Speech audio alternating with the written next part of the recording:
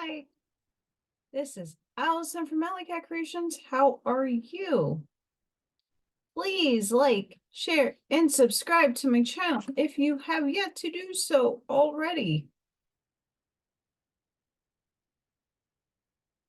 And if you get anything from my work, a connect, an epiphany, a mind-blown moment, new books to read, new authors to explore, artwork, oracle cards, please check out all the links below. That's how you can help me keep going.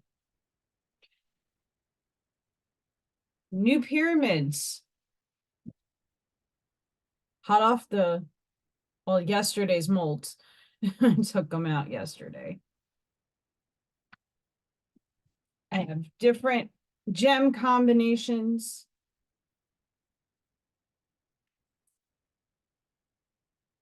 These are really heavy.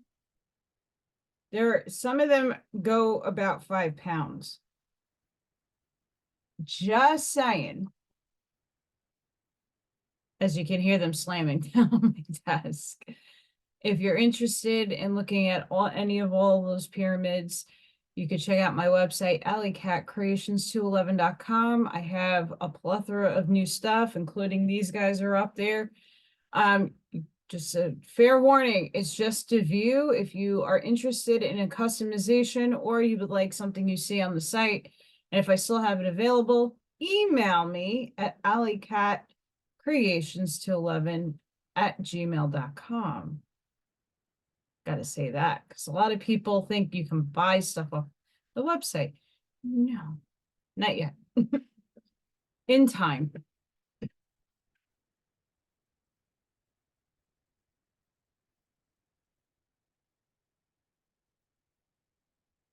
I know. I said I was going to do a waspy, but we're going to do good and evil. For whatever the reason is, I got some downloads earlier today. I had a crazy morning. Got up early, went to Target, then got stuck in a ton of traffic. Get to the supermarket because I had to pick up some stuff. I've been homebound for a while. And I just went up to pick up a few staples. And I'm just strolling down an aisle, and all of a sudden the entire store goes black. There's a blackout. Now, I've been having these intermittent blackouts, like more power surges here in my house. My internet also has been being wonky. So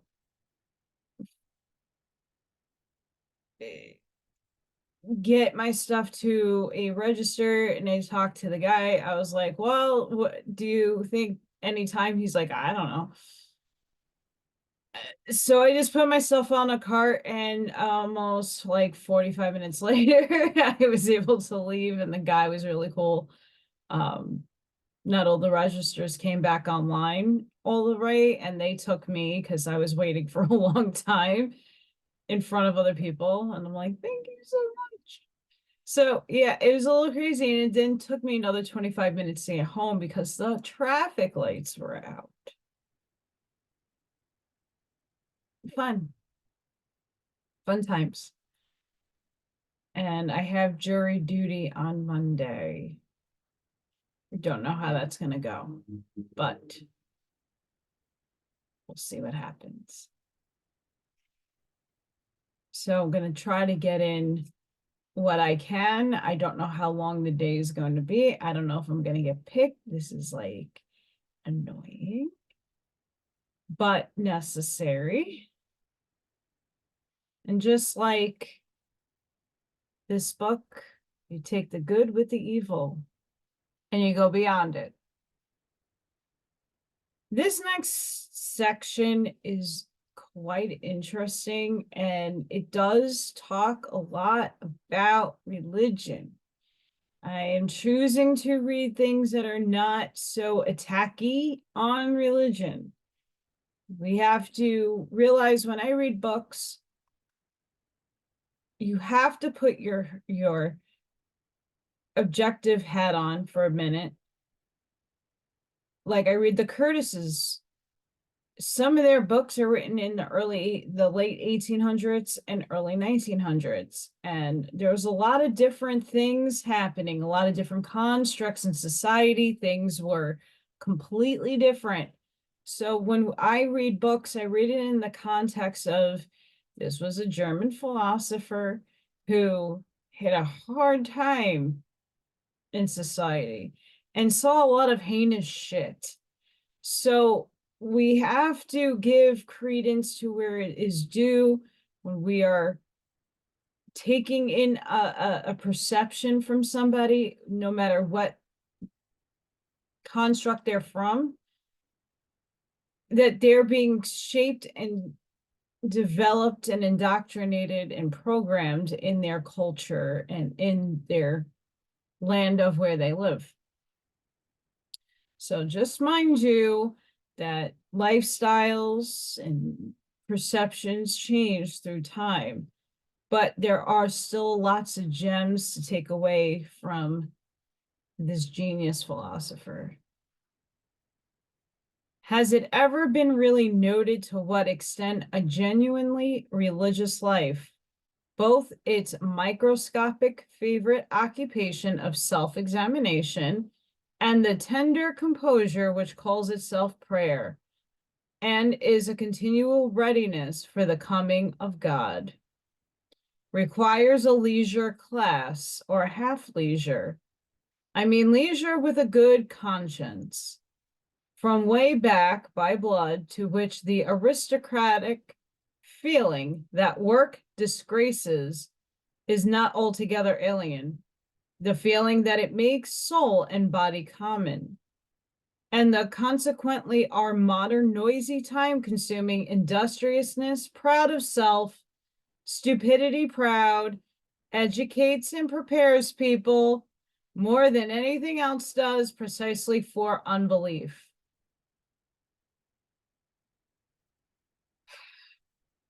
Wow. As much as I oppose any religious systems, because they have been taken over by an elite group who wants dominion over our planet, and the God that a lot of people are unaware of. I'm just gonna put my boxing gloves down for a second. A lot of people don't realize that when you read a specific books or look into specific texts, they might not always be talking about prime creator, source of all sources, the light.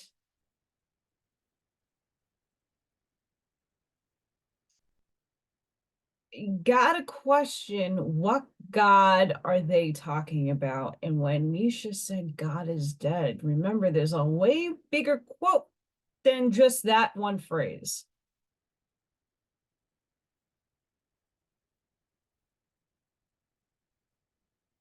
And you got to look at the lifestyles that have been forced upon us, in a sense, where a family would be able to go out over the weekend and go to church or go to mosque or go to temple or do a religious what have you, right? And there are a lot of people that still keep that tradition. But as times are getting tougher and two parents are now working, there's a lack of spiritual communion that happens in a family. It doesn't necessarily need to be religion. It's just the busyness of life that is created for you not to believe in a God, to not seek thyself, to find the God within you, to find the divinity within. Doesn't matter what religion you follow. Look at today. It's very interesting, especially where I'm from, how many churches I've reached out to for help, but because I wasn't an active member they were not quick to help, if at all. I thought you can walk into any religious establishment and they're supposed to help. That's one of their bylaws, their oaths to God, that they're going to help the poverty-stricken. In many aspects, yes. And in many aspects in today's society, we look and a lot of people are, and I was included in this. I didn't feel like I was on the brink of losing it all. I had faith that the universe was going to pick myself up. But a lot of people don't usher in to ask for help because, well, you're not homeless, but you might be on the brink of being homeless, or you're not in the extremes. And those people tend to reach out to a church and they just get denied anyway, or there's very little that people can do to service them besides a meal. If religion is ever to be a staple and a mainstay moving forward, I don't mind. I think it's great, but I think religion really needs a humongous rewrite. If you're taking vows of poverty and you're taking vows in certain areas, your facility that is 503C, you're getting tax write-offs.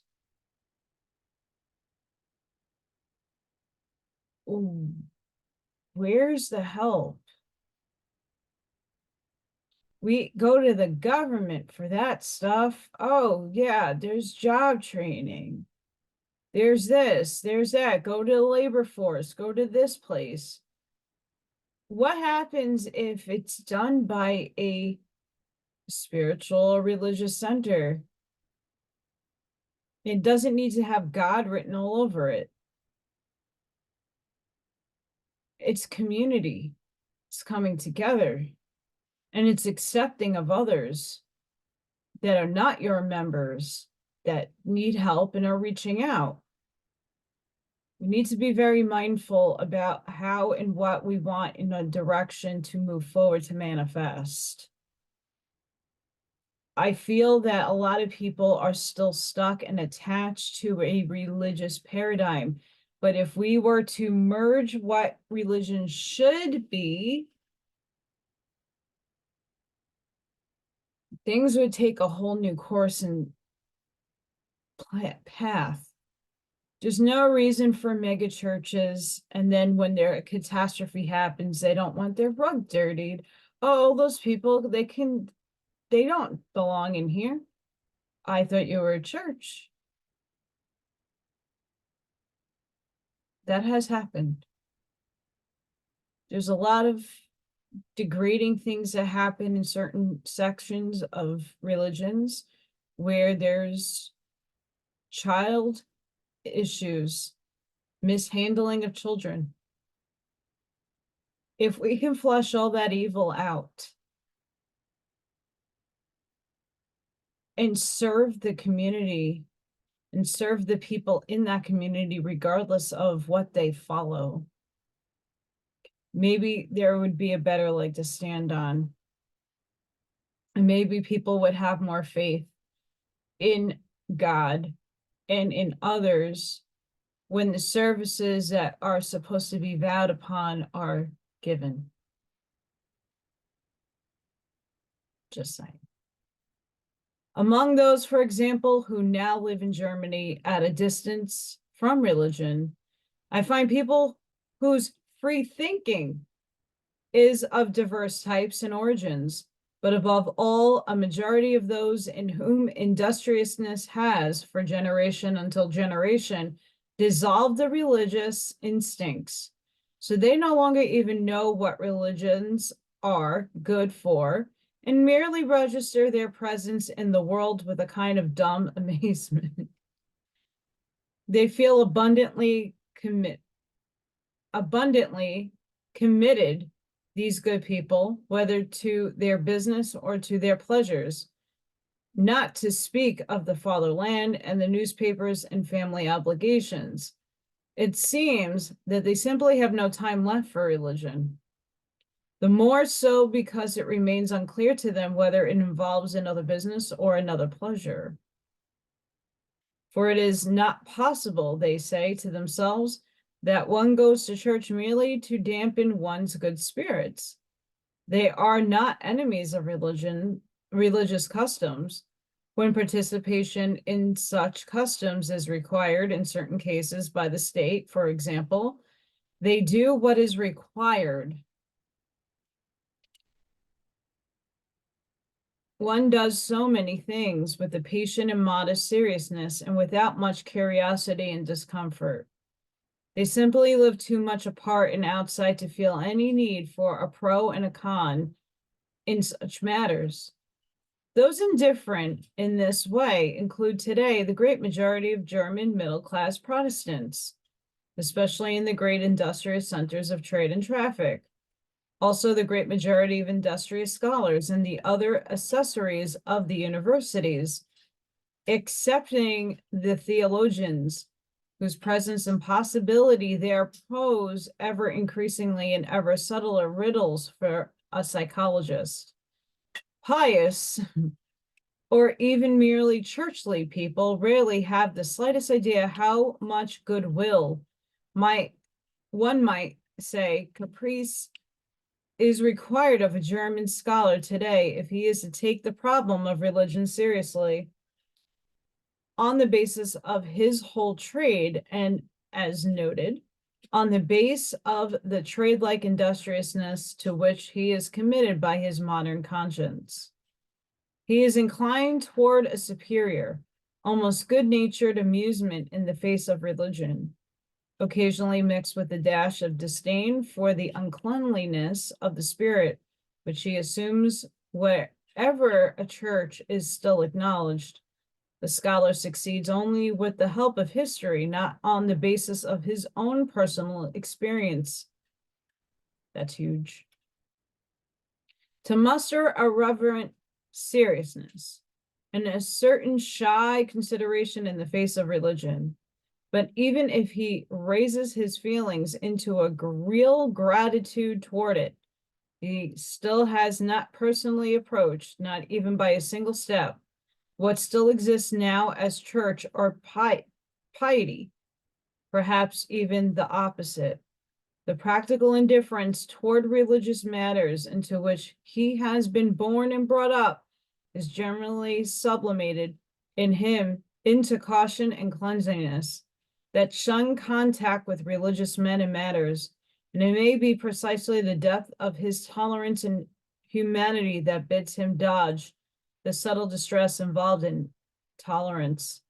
Every age has its own divine type of naivete, for whose invention another age may envy it, and how much naivete, vulnerable like child, boundlessly clumsy, naivete lies in the scholar's faith in his superiority and the good conscience of his tolerance, and the unsuspecting simple certainty with which his instincts treat the religious man as an inferior and lower type that he has outgrown, leaving it behind, beneath him, that presumptuous little dwarf and rabble man, the assiduous, speedy head and handiworker of ideas, of modern ideas.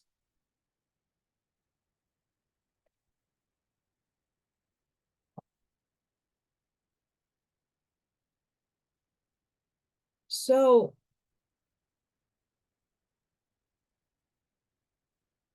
this is where I feel we're looking at good and evil, and we're looking to see beyond it. And that brings up a lot in that just one short little section there. And especially what comes to mind. I was born, my birth family, my mother's side is Southern Baptist. And my mother happened to commit suicide. It happened. When I found them,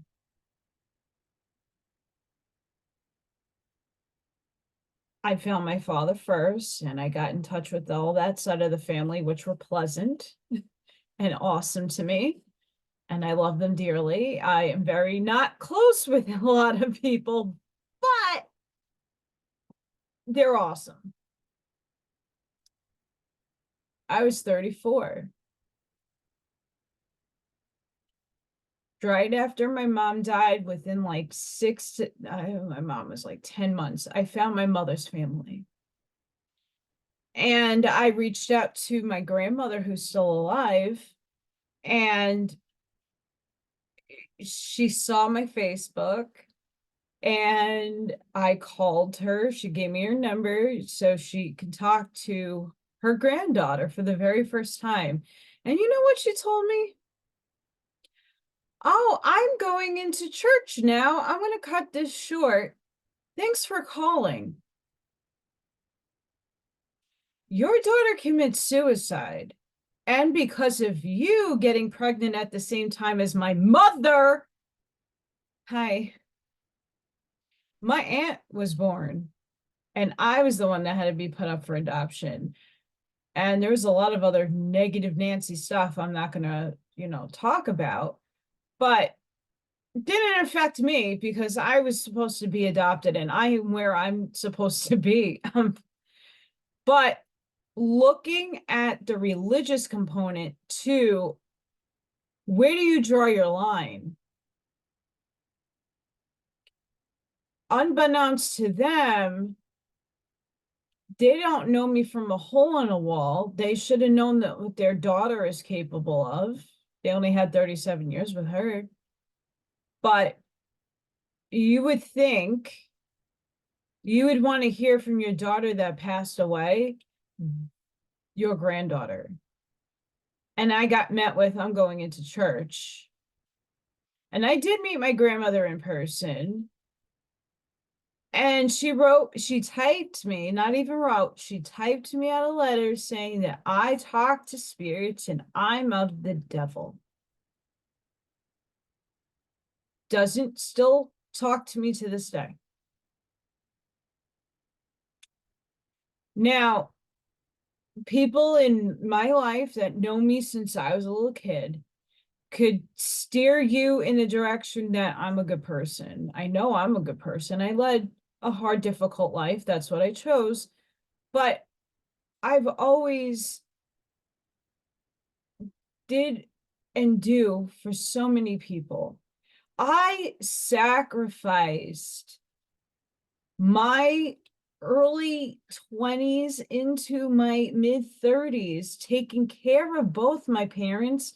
My early 20s, my father, I was in school, but when I got home from school, I didn't dorm and I didn't want to go too far because I knew my dad had a sentence of, it's just a matter of when.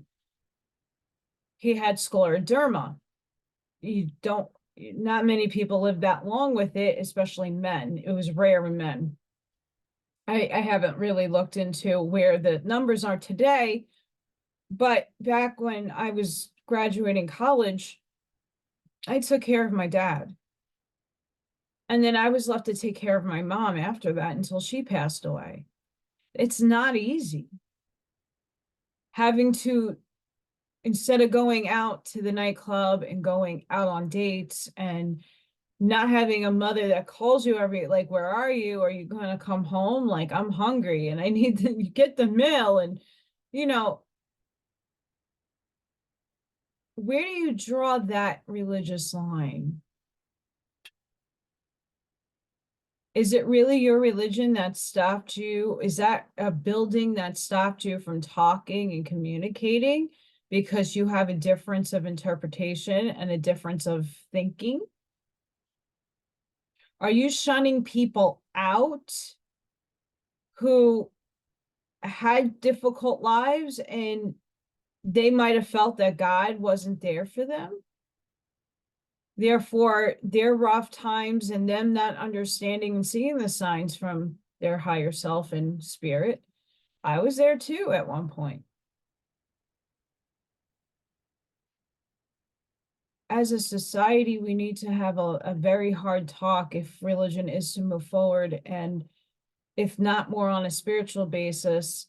If you're going to keep your books and you keep your doctrines and your vows and your rules, then you really need to transform what those look like.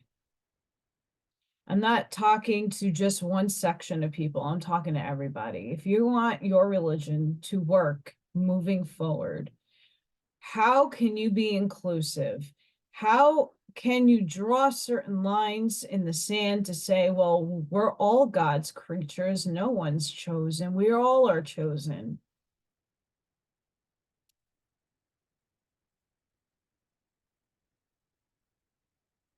So you shunning me out because you think I'm the devil. Well, the devil's still of God's construct. Just because a book says something doesn't make it so. Who wrote it? Man. Who twisted it? Man. Not just one religion, all. Don't think it's one book being attacked. It's multiple books being attacked. And don't let me go off on the Talmud.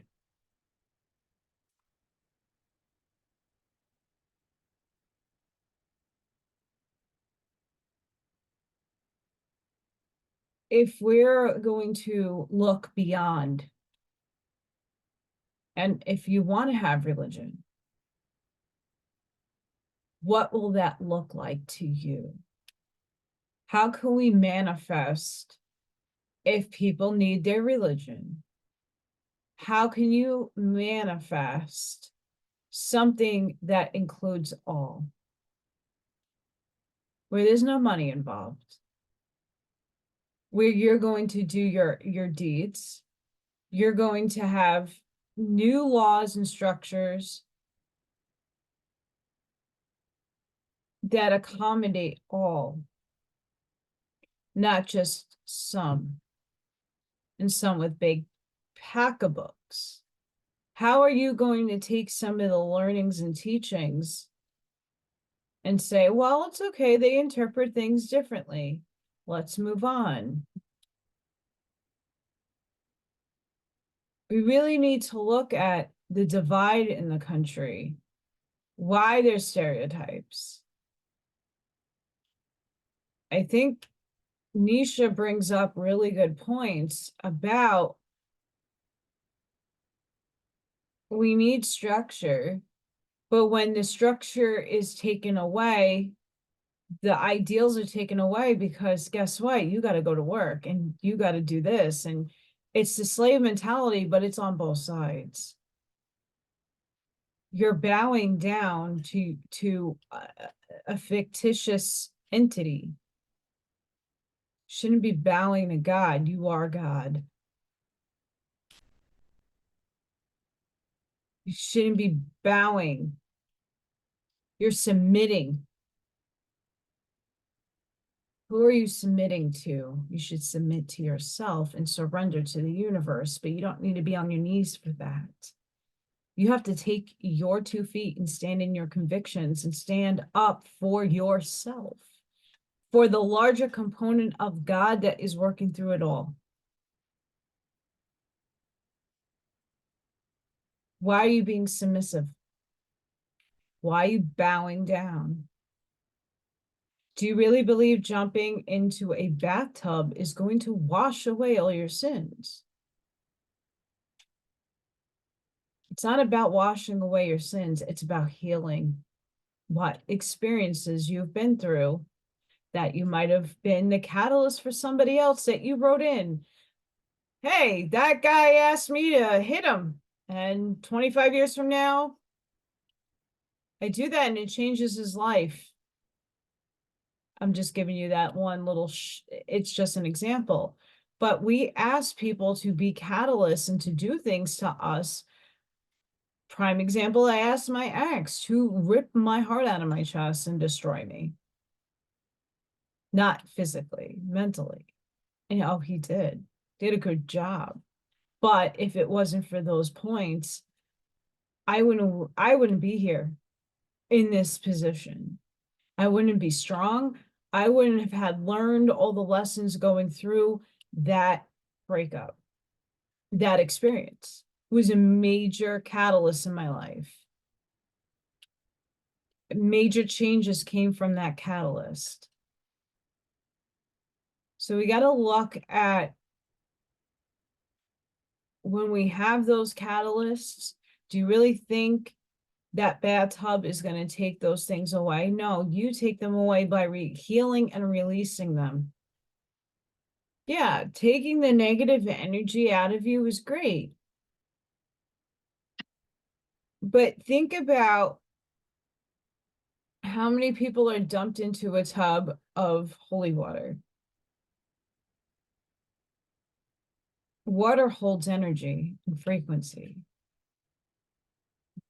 I wouldn't want to be dumped religiously in a tub to wash anything away. No wonder why I'm allergic to swimming pools.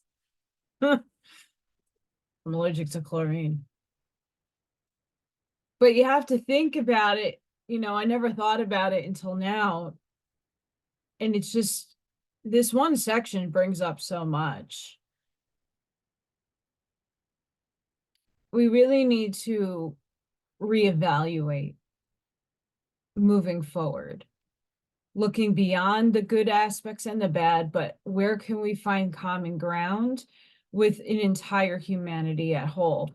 And where can we be a service to others? If you want to coin it religion, if you want to hold on to your book for dear life, that's fine. But we need to restructure how we move forward, how we view other people, not of our community, of our sect, of our religion, of our whatever.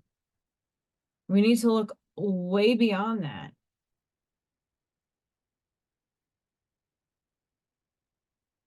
If you're in that paradigm, and I'm talking to the people that are very religious, if you had a way to be objective, take your biases out, and look at what the future is to hold with ascension and with spirituality and with being unity consciousness, what would that look like in a religious tone? Like I said, not every church was welcoming me in. Even when I need holy water, not every church was very open for me to even be in there. That's quite sad.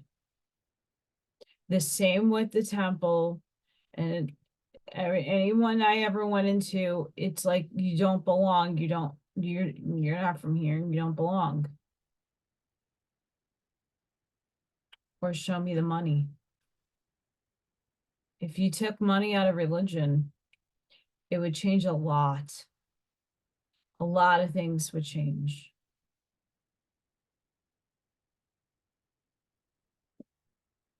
Be careful who is preaching to you and their perception of what they're preaching you.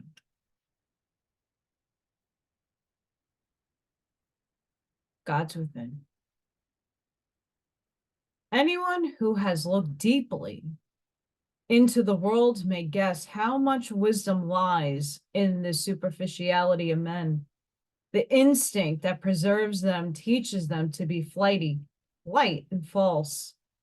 Here and there, one encounters an impassioned and exaggerated worship of pure forms.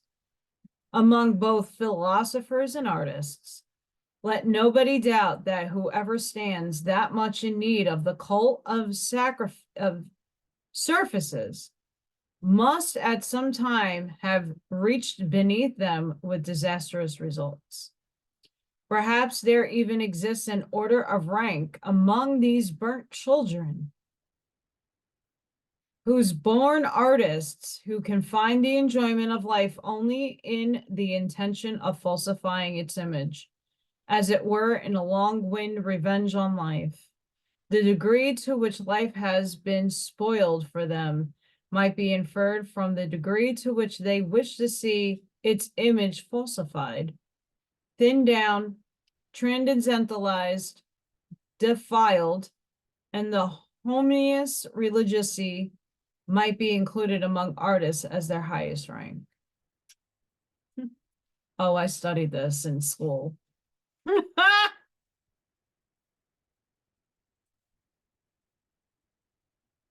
This is the advantage of going to art school. You have to take a shit ton of art history. And of course, I take Italian art. Why? I don't know. But what I can say is Leonardo da Vinci's boyfriend is really who is in the Madonna and Child or Yeshua pictures, Seja Borgia.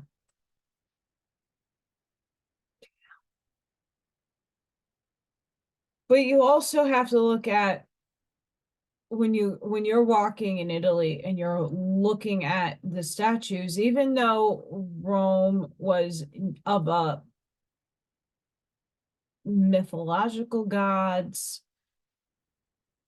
when it did become religious, a lot of things were dictated to the artists, and then artists upcoming from those artists were told exactly what they had to paint. They had to hide or do underpaintings of what was the reality of their time very carefully and very coded. But there were other artists who are imitating other artists, and other artists not being creative enough to do their own painting, they would just copy. And I saw a lot of that in my own time, going to art school, looking at all the artists, and everybody's adapting to this like Picasso style or the Banksy or whoever is like hot at the time. Everybody starts like, oh, I'm going to be creative. And even though their stuff might be original, it's still looking at their an artist concept and not having an original thought.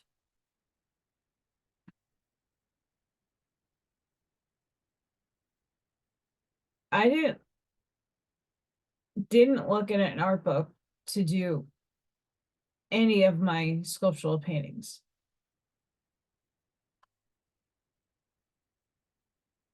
It, I didn't look at anything to get inspiration. I just put material to canvas and it came out of me. These are different, but even with these, I try to make them look different from everybody else's. This is all gems. There's no coloring. There's no epoxy. There is, it's made out of epoxy, but there's no epoxy layers of color. It's all gem and metals. So we gotta be the artist and be original and creative. And yes, you want to look at other people for inspiration. You do. Some body might have a color that you really fall in love with, and this the way they use that color inspires you, but you're not stealing the entire composition of their painting. You might take a color from what they use and use it for yourself in something different. That's fine. But a lot of people are described in such a way, as Nietzsche puts it. It is the profound, suspicious fear of an incurable pessimism that forces whole millennia to bury their teeth in and cling to a religious interpretation of existence. Love that. The fear of the instinct, which senses that one might get a hold of the truth too soon, before man has become strong enough, hard enough, and artistic enough. I think that this little section is probably one of my favorites out of this book.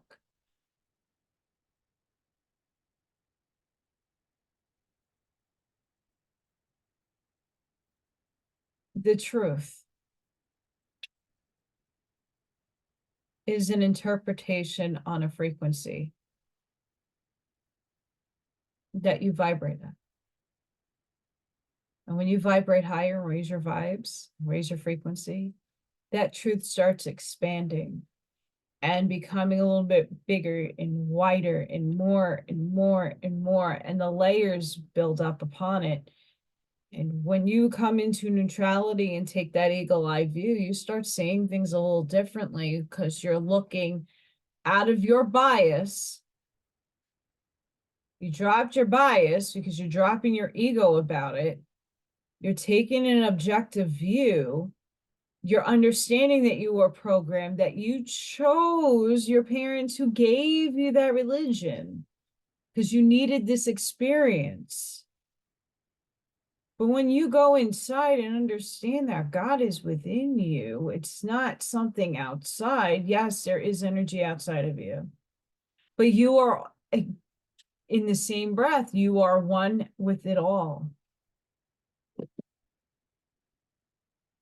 a hard concept to perceive, but we're all just energy anyway.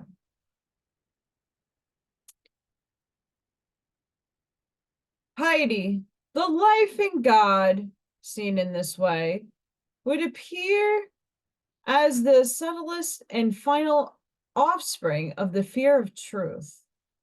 As an artist's worship and intoxication before the most consistent of all falsifications, as the will to the inversion of truth, to untruth at any price. It may be that until now there has been no more potent means for beautifying man himself than piety. It can turn man into such art, surface, play of colors, graciousness, that his sight no longer makes one suffer. So if you look at Michelangelo's artwork, it's over extenuating muscle features. It's called mannerism. It's built up upon something that really wasn't there. It's making an entity, a male perhaps, more masculine, more muscular, exaggerating features. A lot of this happened during that time frame. What else have they falsified? Not just in the art itself, words, interpretations of language. When you translate language, not every word has a meaning in other languages. I know I worked in New York. When there's a phrase or like a snafu and you're talking to your friend that is, let's just say I had a lot of Dominican friends, and you're like, how would you say that in Spanish? I don't know. I don't speak Spanish that well. And they would have to sit there and rack their brain to come up with something close enough to hold that English meaning in Spanish. And that's just one example. How far from what was really written in Aramaic, how was it translated into Greek and Latin? Where were the differentiations and changes? And not just in one religion, in many different religions. It could happen in the Buddhists. You're speaking one language, and then there's other languages now that are translating your books. Where is the real meaning in translation? If it's somebody's interpretation, well, that phrase doesn't make sense in this language. It's not worded right, or there's no feeling behind it. People used artistry to twist. It's interesting, but for the art's sake, I'm sorry, but to those white people out there, there is no way in my perception that a lot of the people depicted in a lot of artist renderings of Mother Mary and Madonna and Child, or anything that happened back in that time frame, it's always a white person. I'm sorry. No. If you look at Italians,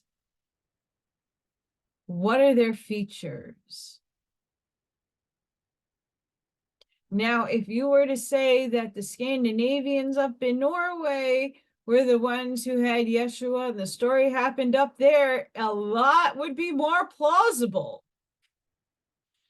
There's a lot of plausibility if Arabs, that's what they are, when you're in that hot, humid desert, there is not many white people. And even back then, there was really not the technology to keep you sheltered. Are you kidding me?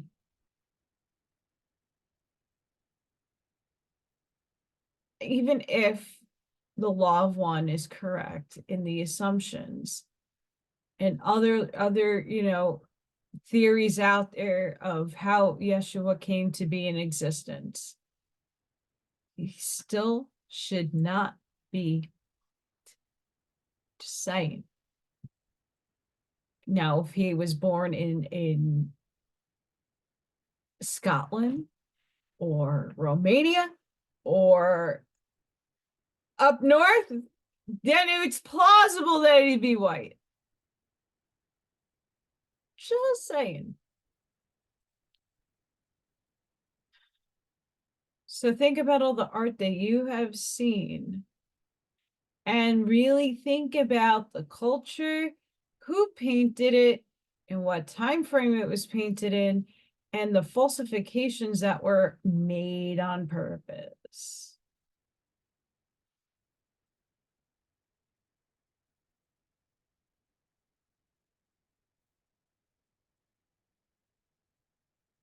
To love man for God's sake, that has so far been the noblest and most remote feeling obtained among men, that the love of man is just one more stupidity and brutishness if there is no ulterior intent to sanctify it. That the inclination to such love of man must receive its measure, its subtlety, its grain of salt and dash of ambergris from some higher inclination, whoever the human being may have been, who first felt and experienced this, however much his tongue may have stumbled as it tried to express such delicacy. Let him remain holy and venerable for us for all time as a human being who has flown highest yet gone astray most beautifully.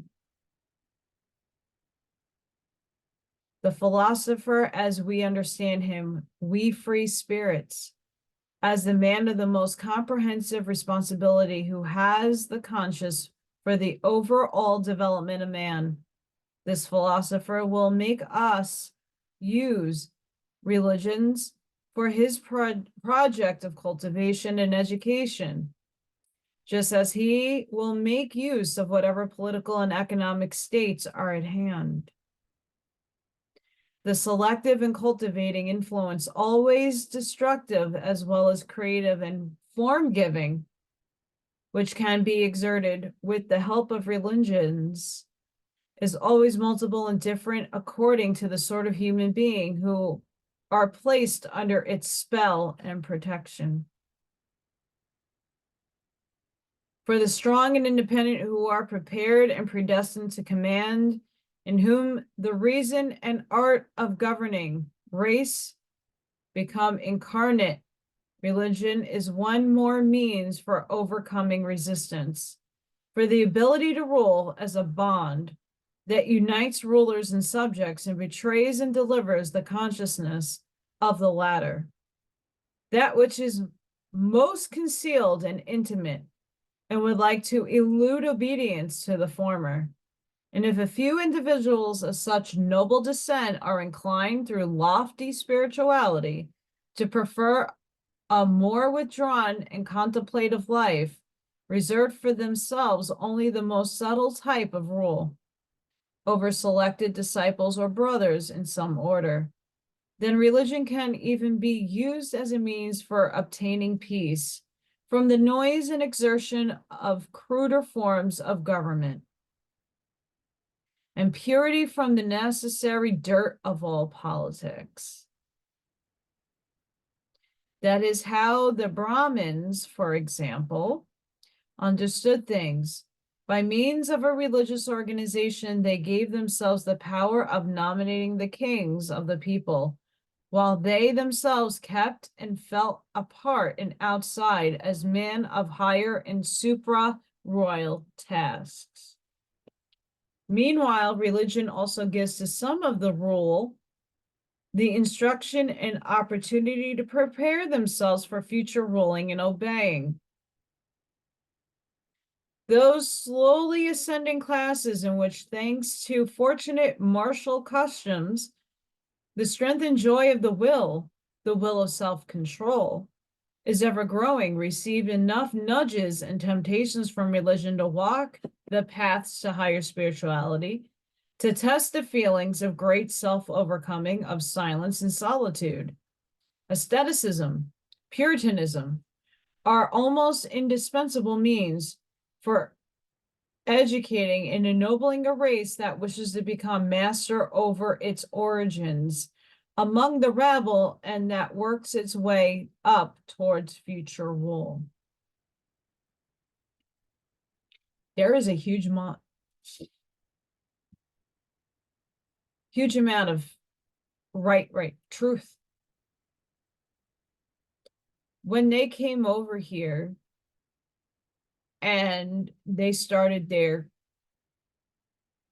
in New England, why is it called New England? And they burnt people at the stake because their interpretation of things were different. They were enslaved by ridiculous rules. And we, as much as I say Amish mindset, they're very much of that Puritan type role, the strongest of them. They have modernized in certain aspects and some of them haven't. But they have extreme, strict rules. And we got to look at, they took themselves out of society. But at some point, they were society and they were trying to inflict fear and death. Thou shalt not kill. Oh, so it's only okay to kill in the name of your God, your religion, because they didn't want to follow your religion. So now you die and burn at the stake. Thou shalt not kill. So in the name of what and whom?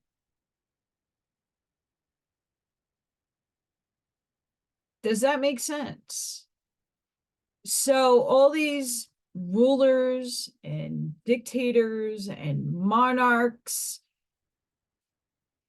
all of them were going to church or going to wherever, and at the same time inflicting rulership, inflicting rules that really had no base in religion. It was, thou shalt not kill. Oh no, if they're them, they can die.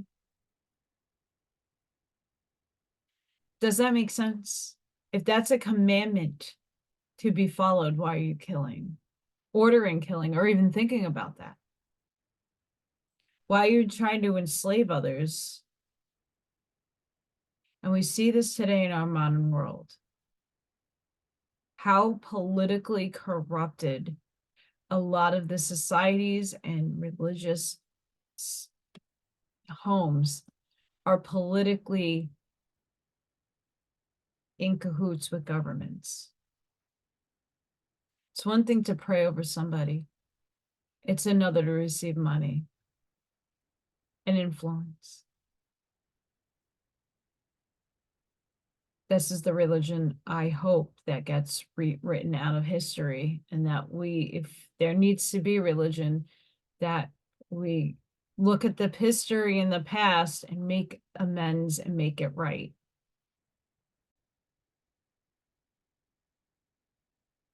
To the ordinary human beings, finally, the vast majority who exist for service and the general advantage, who may exist only for that, religion gives an inestimable contentment with their situation and type, manifold peace of the heart, an ennobling of obedience, one further happiness and sorrow with their peers, and something transfiguring and beautifying, something of a jurisdiction for the whole everyday character, the whole lowliness, the whole half brutish poverty of their souls. Religion and religious significance spread the splendor of the sun over such ever toiling human beings and make their own sight tolerable to them. Religion has the same effect which an Epicurean philosophy has on sufferers of a higher rank. It is refreshing, refining, makes, as it were, the most of suffering, and in the end sanctifies and justifies. Perhaps nothing in Christianity or Buddhism is as venerable as their art of teaching even the lowliest how to place themselves through piety. In the illusory higher order of things, and thus to maintain their contentment with the real order, in which their life is hard enough, and precisely this hardness is necessary.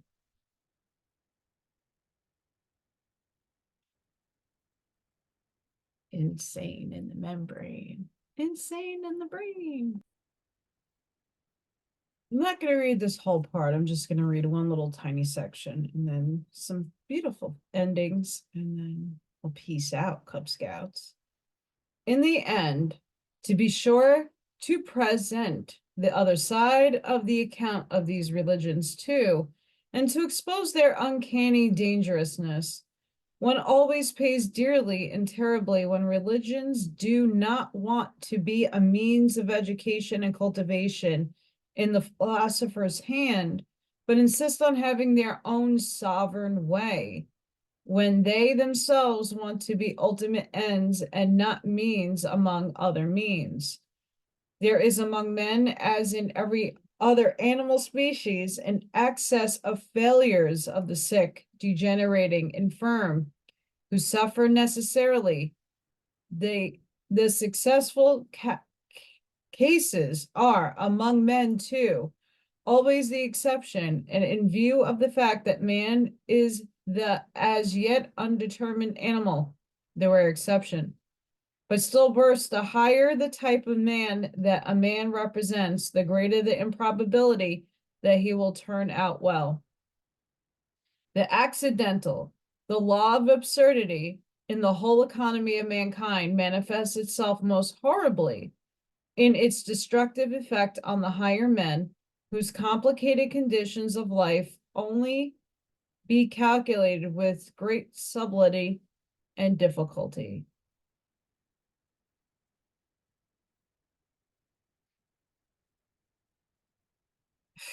There's so much to say.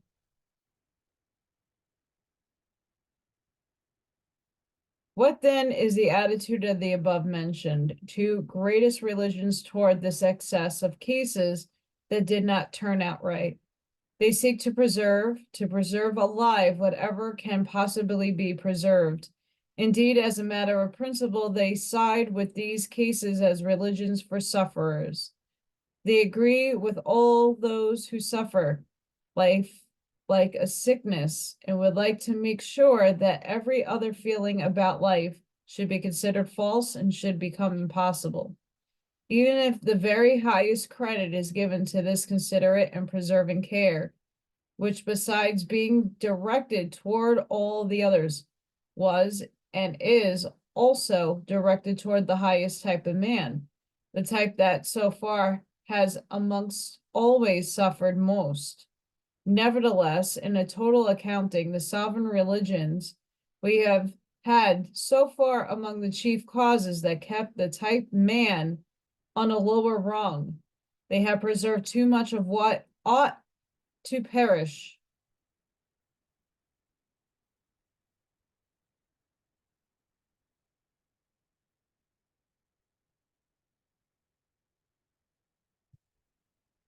It's really true. His perspective is very eye-opening, but in that time frame, it was what was going on in his time when he wrote that. And not much has changed now, and I'm not talking about every church and every person that's on the pulpit. Not at all. There are really good places out there that really do amazing things for people. They're just very few and far between to find. If we can bridge a gap somewhere and take those really good places that are doing for everybody, not just their church community or their temple community or their mosque community, but they're outreaching to every denomination. People that walk in are open-armed, walked in, and not thrown out.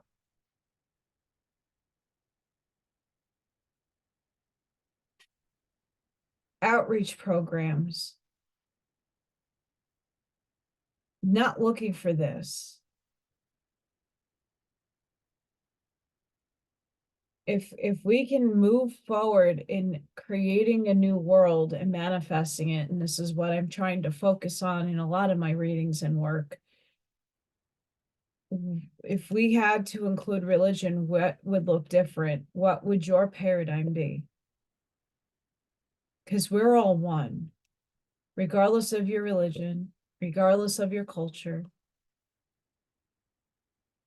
They're just programs that we chose to play.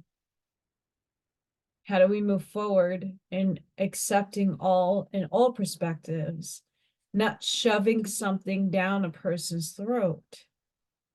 I think that's what actually grabs a lot of people away from religion, especially people like me. I'm an abstract thinker. I think differently and I question everything.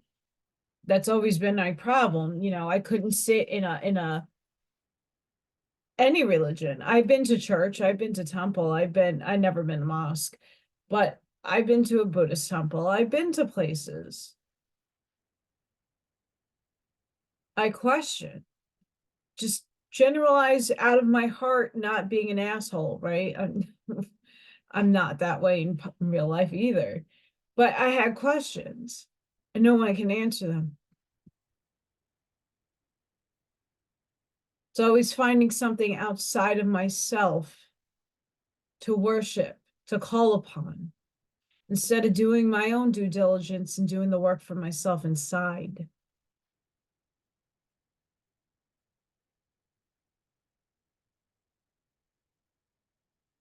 It's one thing to connect Bible quotes or quotes from a book, right?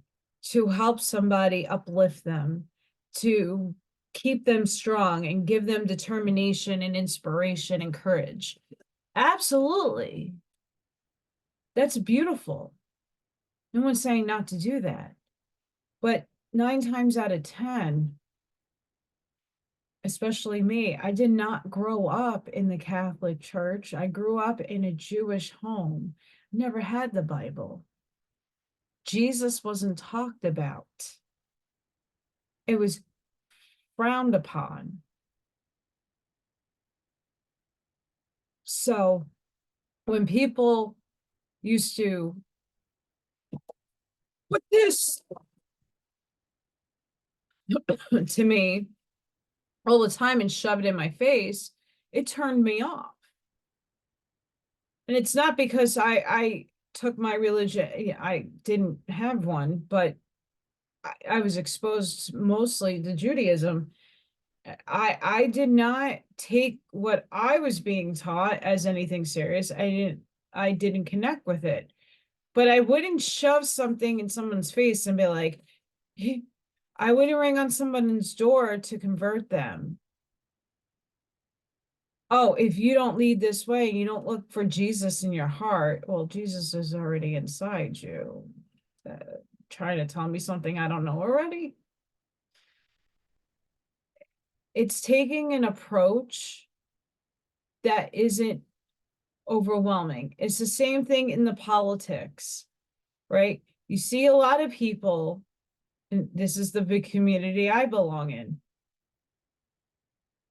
We didn't know what to do with the information we have been awakened to, that have been cognizantly downloaded in our minds. We have awoken to not just one plane of understanding, but multiple layers of a very big shit show, circus clown show that has been running the planet for a very long time.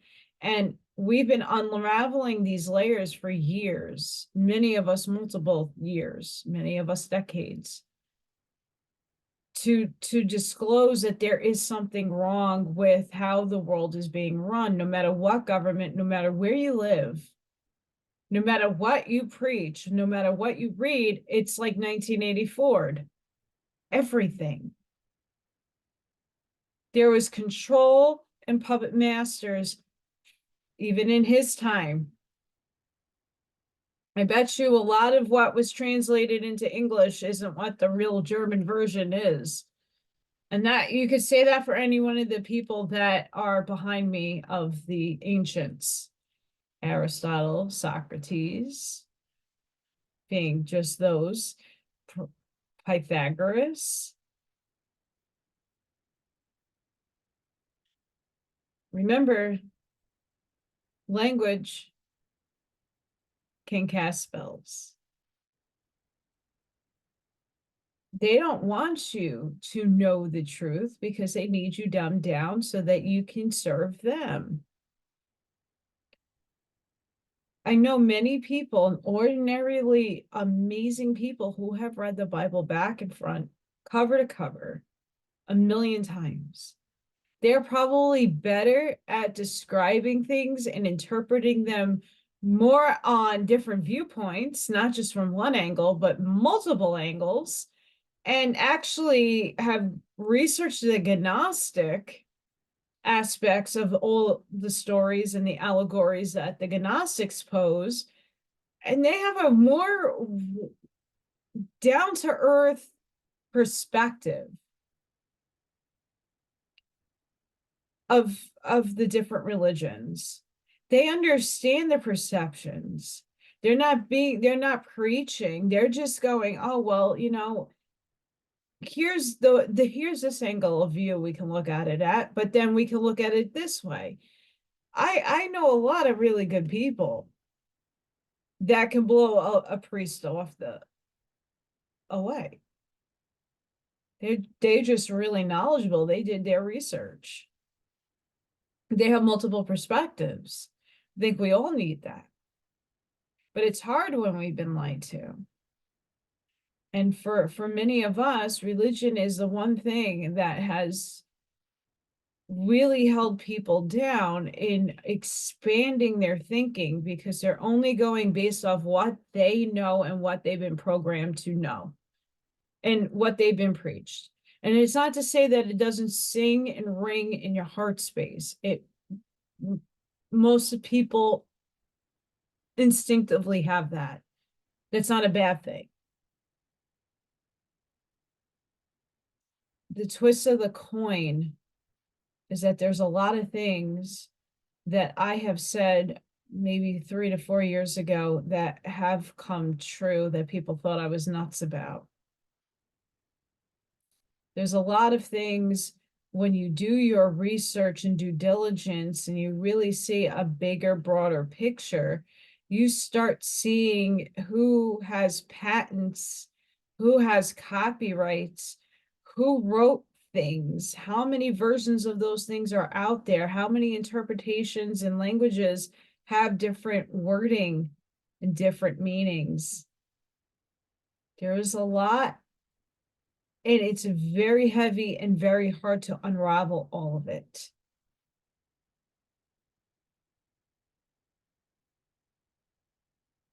it is very difficult for a lot of people in the incoming times to realize, in the name of what they have followed for their entire life, how corrupt and vicious and undermining a lot of what they are holding in their heart represents.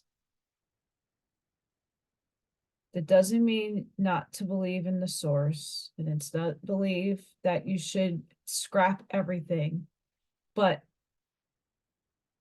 Nietzsche brings a lot of good points in what I read. It's to keep an open mind, to take some of those biases that you have, the things you hold really close and dear and you're not going to let go.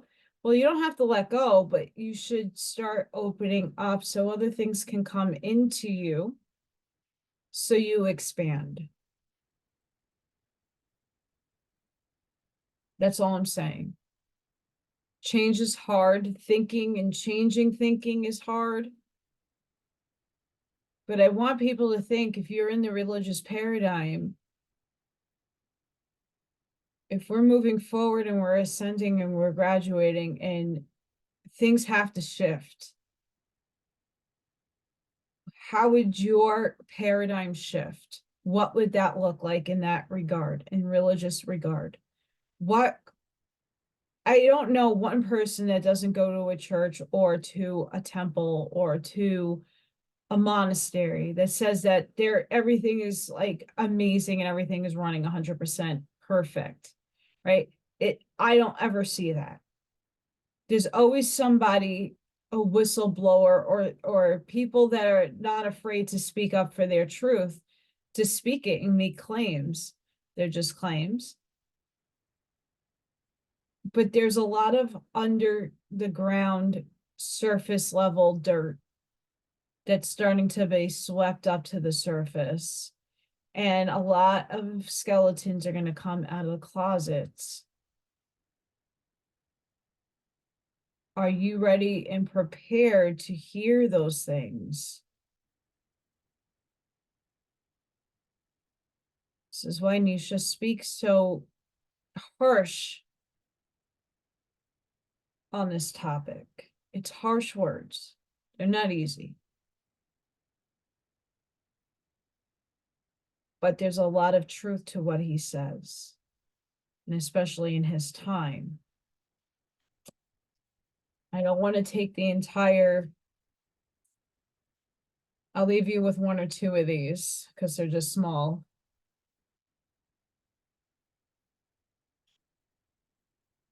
The inclination to depreciate himself, to let himself be robbed, lied to, and taken advantage of could be the modesty of a god among men.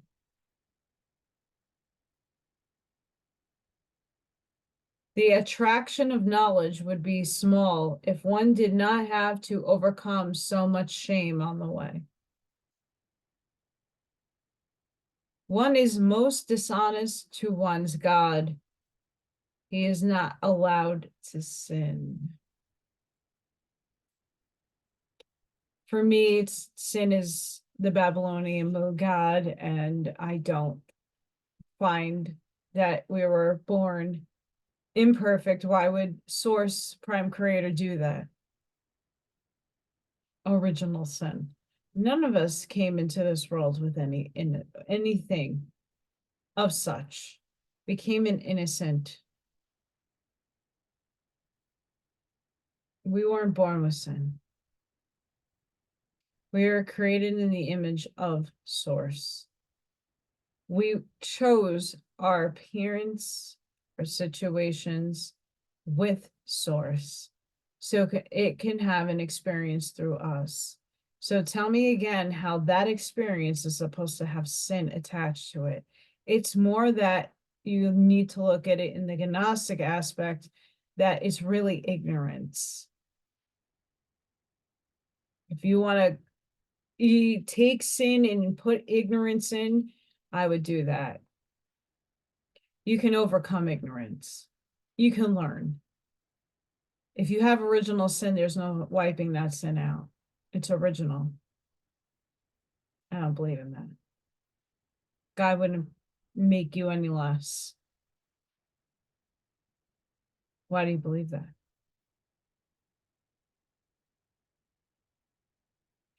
Next time we're going to tackle all these really goodies. I know I had a lot to say, a little less reading today.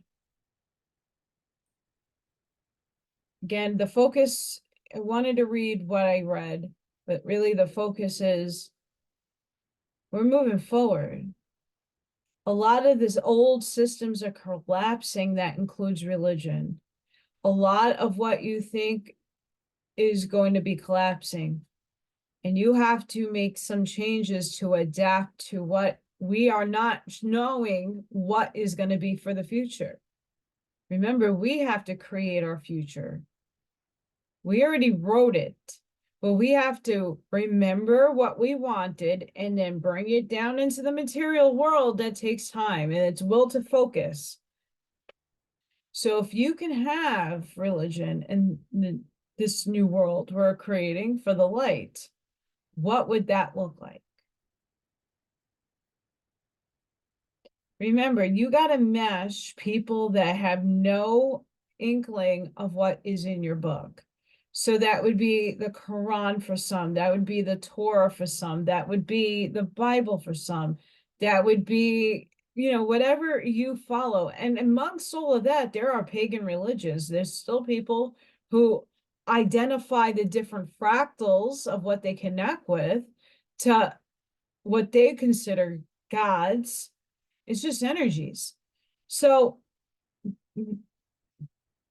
if a Native American walked up to you, nation's person, and they talked about prime creator, are you going to spew Jesus shit at them? I bet you wouldn't. Find what would work with everybody. If church can be a place for a natural disaster and people are welcomed with open arms, that there is no money attached to communities and sections of people, that you can just walk in and feel the love and sit there and absorb the love, the frequency, and not be spoken at, but have an open conversation, accept different interpretations and different perspectives. I think the world would be such a better place. I know I would have felt better walking into churches not being denied access and say, get the hell out. I think I would have felt a little better when I went to a food bank. Oh, well, you look like you don't need anything. The last time I checked, anybody can hit a hard time. These are the things that we need to change, and it might not happen in your community, but look at the totality of the situation. Hold the leaders accountable as well. We need to do better. We need to act better, and we need to treat each other with respect, regardless of what you are following. God's within everybody. When are you going to acknowledge that God's within you, not the devil? Source. We need to look beyond the good and beyond the evil. We need to set that focus forward and create the destiny that we all deserve. So I hope those of you who are in the religious paradigm take what I'm saying as a springboard and come up with some creative ideas. Like if you had a church or you had a temple, what would it look like to serve all, not just some? What would you do? How would you go about it? where it's inclusive. And it's not just one person standing, preaching their interpretation of words. What would that look like? Because I bet you it'd probably be amazing. Let's create it. I hope everybody has an amazing weekend. I'm going to rest up. I'm going to the police station tomorrow to meet a doggy named Goose. They're having a canine event and I want to go. I also want to do some doggy portraits. So I have to see what their canine unit looks like. But I'm hoping I get that opportunity to do something really cool for my community and try to meet some new people and branch myself out. So hopefully something good comes out of tomorrow besides getting a t-shirt or something cool. So guys, sending each and every one of you love, light, compassion, grace, shielding and protection energy. Please be safe, be seen. Not here to disrespect anybody, what you follow and what your heart sings. I just want you to be objective and want you to have an open up your expanded hearts. They're expanding.